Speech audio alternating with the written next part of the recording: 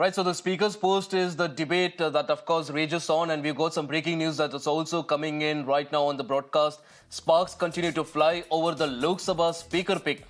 Amid no consensus between the government and the opposition, Congress MP K. Suresh has now filed his nomination for the speaker post.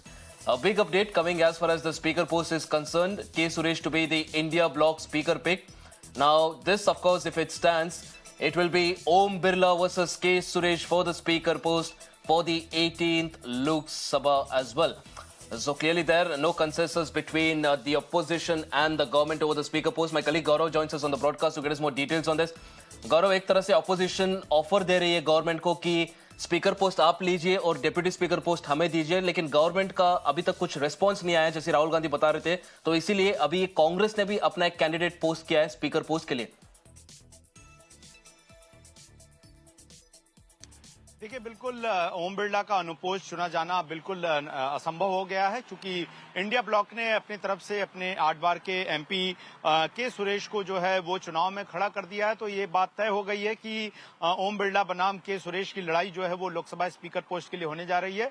Rahul Gandhi ने clearly इस बात को कहा कि ये convention रहा है, और ऐसे में चूंकि विपक्ष के पास एक अच्छा खासा नंबर भी है कि अगर स्पीकर पोस्ट जो है वो सरकार के पास जा रही है तो डिप्टी स्पीकर की पोस्ट जो है वो अपोजिशन को मिलनी चाहिए। और राहुल गांधी ने ऐसा दावा किया कि खुद राजनाथ सिंह, जिन्होंने इस मामले में तमाम बैठकें की, एनडीए पार्टी के फ्लोर लीडर्स के साथ भी बैठक की, उन्होंने ये वादा किया था कि वो कांग्रेस अध्यक्ष को रिटर्न में कॉल करके ये बताएंगे कि डिप्टी स्पीकर का पोस्ट हम आपको ऑफर कर रहे हैं। इसको लेकर एक बैठक भी हुई संसद भवन में। जो बैठक चल रही थी उसमें कांग्रेस के जनरल सेक्रेटरी ऑर्गेनाइजेशन केसी वेणुगोपाल थे, और उन्होंने ये कहा कि चूंकि अब सरकार डिप्टी स्पीकर का पोस्ट नहीं दे रही है, ऐसे में अपने स्पीकर का पोस्ट देंगे। और अभी जो ताजा तस्वीरें सामने आ रही हैं उसमें के सुरेश ने अपना नॉमिनेशन जो है वो फाइल कर दिया है स्पीकर पोस्ट के लिए। तो एक बड़ी लड़ाई होगी। हमने देखा था कि किस तरीके से प्रोटेम स्पीकर के पोस्ट को लेकर भी जो है तमाम विवाद हुआ।